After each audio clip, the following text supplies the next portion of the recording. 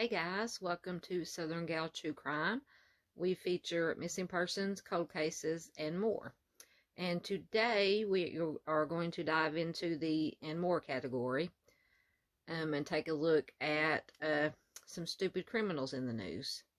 It's Sunday. I hope everybody's had a wonderful weekend. So I thought we'd lighten it up a little bit and have some chill time with true crime.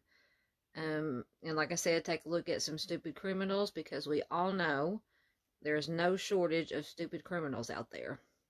So I thought it'd be fun to take a look at that. I found some stories that I found interesting and rather amusing. So I will be bringing you those. But first, as always, we have our featured missing person from neverforgottenarkansas.gov, which is the Arkansas Missing Persons Database. And today's featured missing person is Serenity Lynn Black. And Serenity, she's 17 years old, a white female, 5'7" tall, 120 pounds, with green eyes and blonde or strawberry blonde hair. She went missing on May 16th of this year, so almost 2 months now. She went missing from Bentonville, Arkansas. Not a lot of information, no aliases, no identifying features. And here is a picture, of Serenity. So if you have any information about Serenity or her disappearance, I'll give you a phone number that you can get in contact with the Bentonville Police Department. But even if you don't have any information, please share this video, share her picture, share her information. I'll put a link to this in the description box. So please help us get this information out, because that is the main purpose of my little channel here, is to get the information out about our missing persons. And the phone number, you can contact the Benton County Sheriff's Department at 479-271-1008. Once again, that is Serenity Lynn Black. Went missing from Bentonville, Arkansas. And here is her picture once again. Alright, with that very important information taken care of, we will now get into our stupid criminals. And first up, we have, and I think all these articles I found came from the New York Post. So we have, I just don't understand these people. Just never ceases to amaze me. Cops say man asked them to test his meth after violent reaction. So let's see what he has to say. And this is the gentleman here. About par for the course. All right. A man who thought he was having a bad reaction to methamphetamine asked deputies in Florida to test the drug, saying he wanted to press charges against his dealer. Really? Douglas Peter Kelly, 49, of Hawthorne, told detectives from the Putnam County Sheriff's Office that he had a violent reaction after smoking methamphetamine he purchased a week earlier and wanted investigators to take a look at the product. Well, first of all, of course you're going to have a violent reaction from smoking meth. It's a drug, mind-altering, so what did he expect? Anyway, I don't know. I've never done drugs, so I don't know what he means by a violent reaction. Anyway, that's neither here nor there. Alright, the suspect said he believed because of the violent reaction he had after smoking the drug, he was sold the wrong narcotic. Department officials posted on Facebook Wednesday. Kelly told detectives in the drug unit he wanted the substance tested because he wanted to press charges on the person who sold him the wrong narcotic. Come on. Oh my goodness. All right. Detectives obliged Kelly's request, telling him to come on down to the sheriff's office. He then drove to the facility and handed investigators a clear, crystal-like substance wrapped in aluminum foil that later tested positive for meth. Oh, good Lord. Kelly was charged with possession of methamphetamine and was walked next door to the Putnam County Jail, where he was ordered held on $5,000 bond. He was released from custody late Wednesday, jail records show. Remember, our detectives are always ready to assist anyone who believes they were misled in their illegal drug purchase, the department said in the Facebook post, which has been shared more than 35,000 times. That's hilarious. And this is not the first story that I've read that's similar to this. I've read a few that said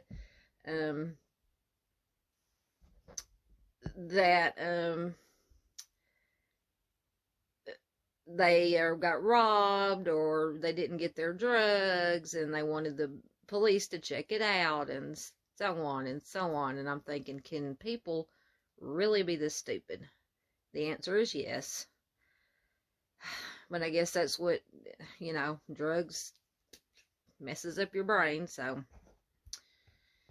Oh, goodness. All right. So, that was our first stupid criminal of the day. Let's see what we got next. All right. Oh, this is a good one. There's a lot of these shooting in the groin stories I come across too.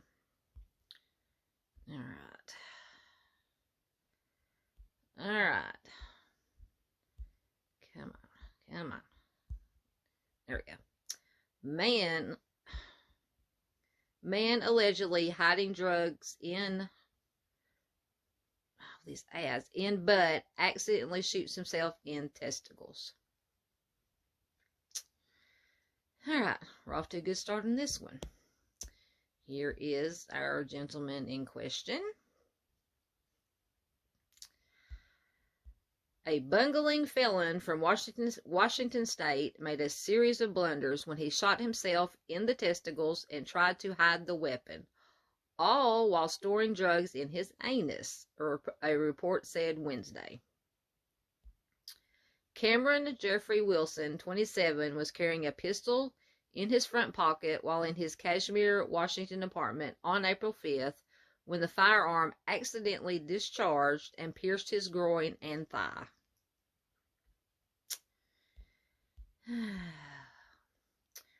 Wilson, who is a 13-time convicted felon, told his girlfriend to dispose of the weapon before heading to the hospital.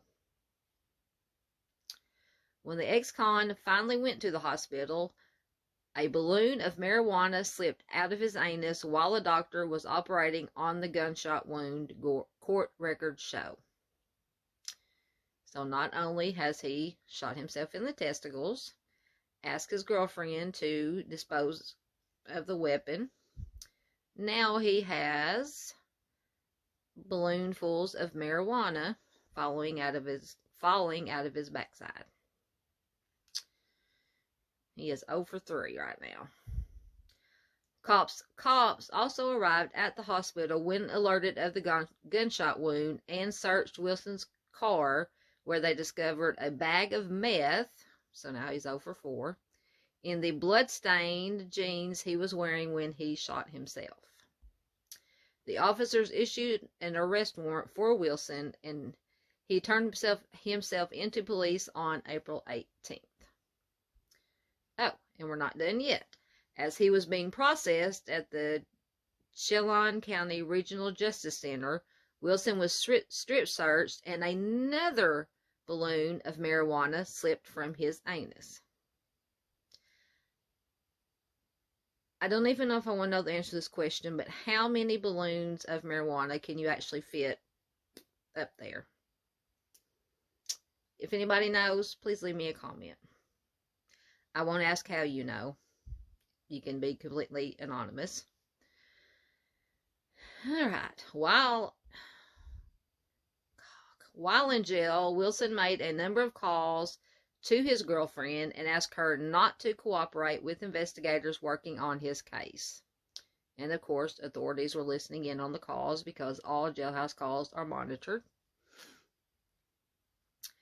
The convicted felon was charged with possession of a firearm, unlawful possession of meth, possession of a controlled substance in a correctional facility, and 4 counts of tampering with a witness. Wilson was being held on $110,000 bail and is due in court on June 18th. So he's got a lot of explaining to do. See, I told you, stupid criminals. There's more and more every day. All right, moving on. Okay. All right, here's another anus story and the hiding of objects within. All right, come on. Man sentenced after police find loaded gun in his buttocks during strip search. And here's another fine-looking fella. See a pattern here. All right. A Louisiana man chose the cheekiest of places when he needed to find a quick hiding spot for his gun. Justin Savoy, 24, pleaded guilty Friday to weapons charges after police in the town of Golden Meadow, who were arresting him late last year on a separate matter, discovered he had stashed a loaded .25 caliber Titan pistol in his buttocks, the smoking gun reports. Once again, I either do know or don't want to know. How, why and how? I don't know. Police had taken Savoy into custody on December 28, 2019, after they responded to suspicious activity in a home he was occupying with a female acquaintance. Cops said they discovered Savoy possessed a handgun, marijuana, and drug paraphernalia during an initial search. Multiple other firearms were discovered in his truck at the scene, but as Savoy was being strip searched after his arrest, police reportedly found the additional surprise weapon concealed in his rear end. The pistol is more than 4 inches long with a 2.5-inch barrel. Once again, how?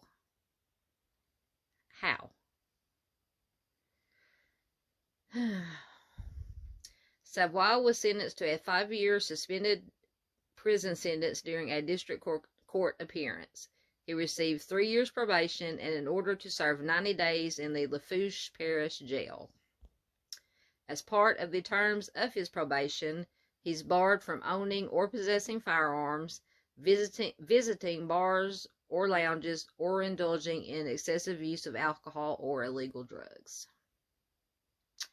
So, you see, the recurring theme here is we have firearms, alcohol, and drugs. Not a good combination. It leads to things being hidden in places that they were not meant to be hidden in. Alright, that's just my opinion. Alright, see what we got next. Alright, I think we're past the hiding objects in the anus stories, I hope. Okay. Oh, come on. New Jersey teens caught dumping homicide victim in Pennsylvania woods after leaving hazard lights on. Alright, let's see what this one is all about. 2 teenage brothers from Somerset, New Jersey are charged with criminal homicide after cops stumbled on them trying to dump a dead body in the woods in Pennsylvania because they left their hazard lights on. So the only thing that got, well, one of the only things that got them caught was they left their hazard lights on. Something as simple as that. See, that's why I say it's not too hard to catch the stupid ones because they do stuff like that. Leaving the hazard lights on. A little thing. Little things. It's the little things. Alright, Anthony Gamble, 19, and Joshua Gamble, 17, who's being charged as an adult, were taken into custody Thursday morning after Pennsylvania state troopers pulled over to check on what they assumed were disabled vehicles on the side of a Richland Township road, Bucks County District Attorney Matt Weintraub said. Oh, come on. There we go. The troopers approached a blinking silver Subaru and a parked Audi. An Audi? That's an expensive car. Just after midnight and found Joshua Gamble lying on the ground in the woods wearing a glove and a bloody shoe. Just one bloody shoe? So what happened to the other one? Hopefully it's not... As they detained the younger teen, his brother Anthony ran toward the car wearing bloodstained clothing and carrying gloves. He was promptly arrested, according to officials. Troopers then found a man's body in the woods near the Audi, which contained blood and a large knife on the passenger side floor, prosecutors revealed. The initial investigation indicates the unidentified male appeared to have stab wounds about his head, neck, upper chest, and arm.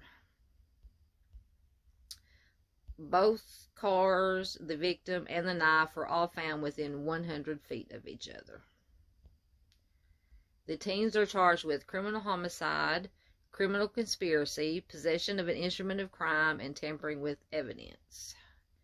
Investigators are trying to determine the circumstances of the fatal stabbing and figure out why the alleged bumbling killers were across the state line more than 60 miles from Somerset County.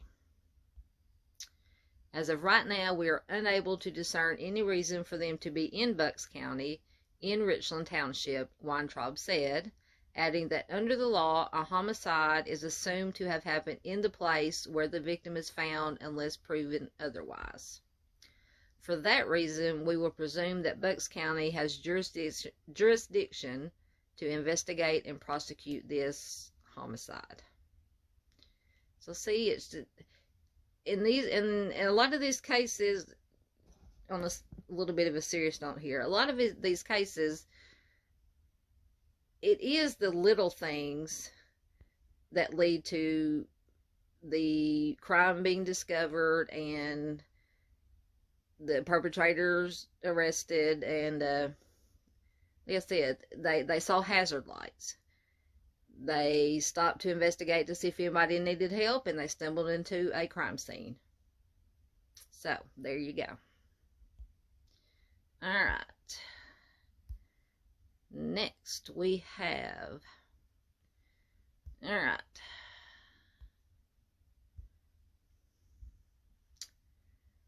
Okay.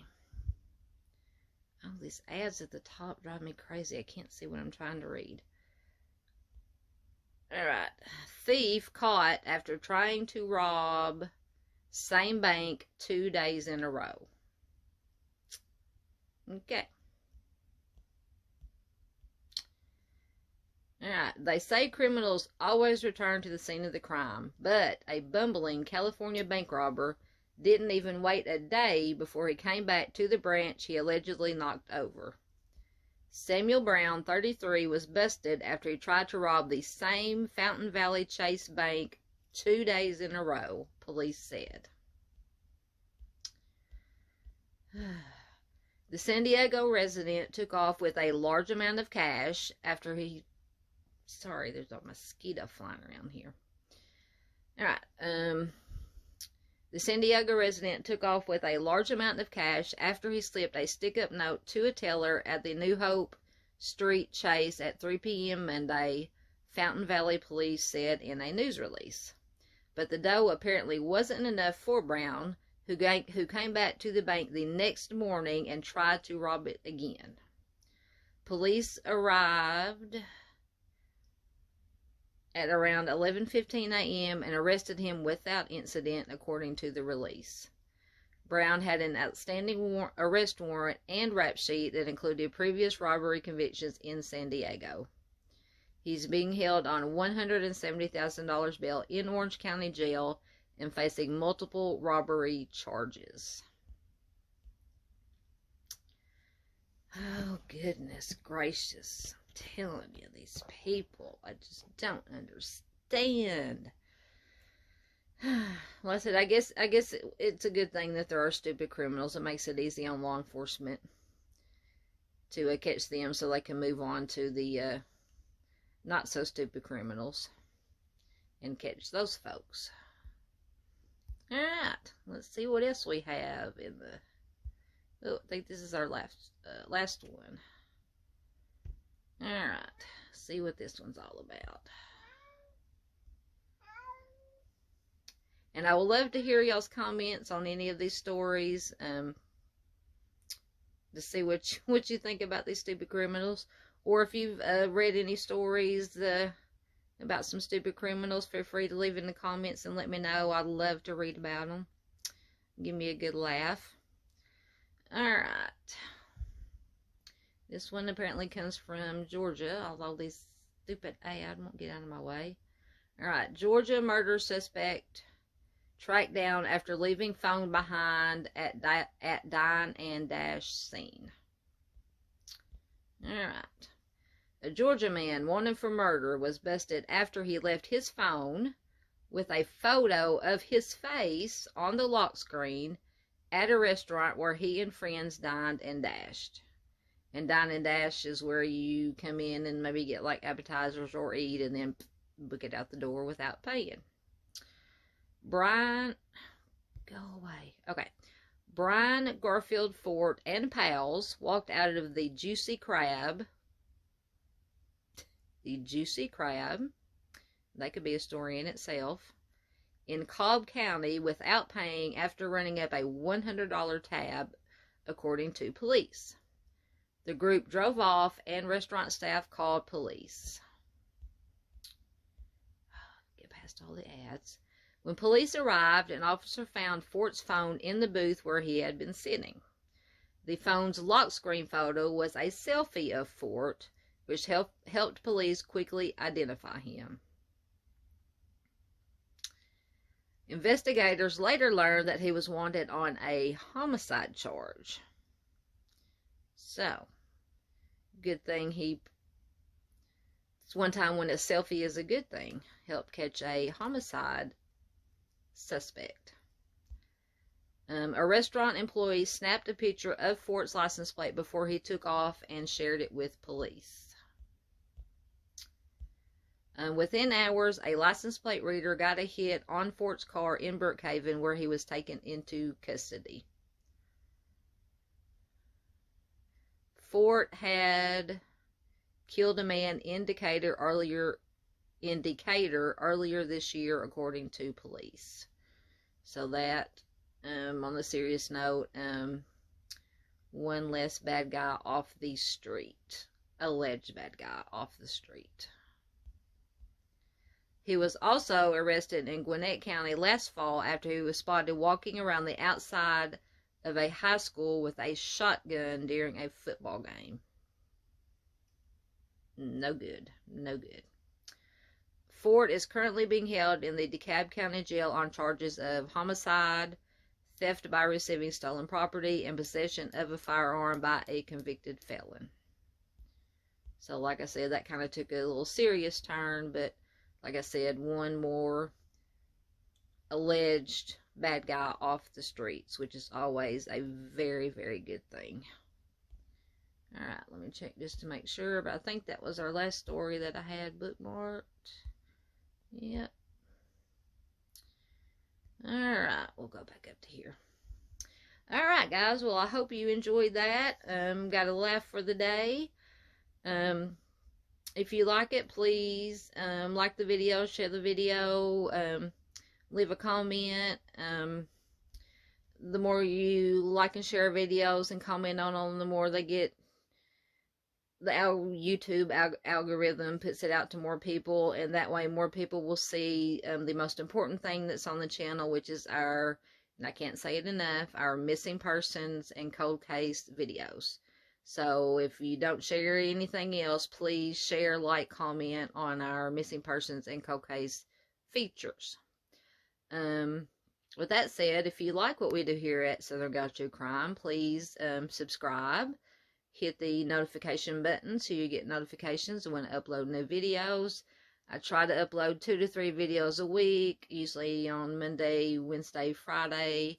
I have a crazy work schedule, so sometimes it may be a day off, or I may only get to do 2 a week, but always it's very important to me to make time to get a couple of videos a week done to get information out to the public, and try to bring some generate leads, information, and just get the names out of our missing so that they will never be forgotten.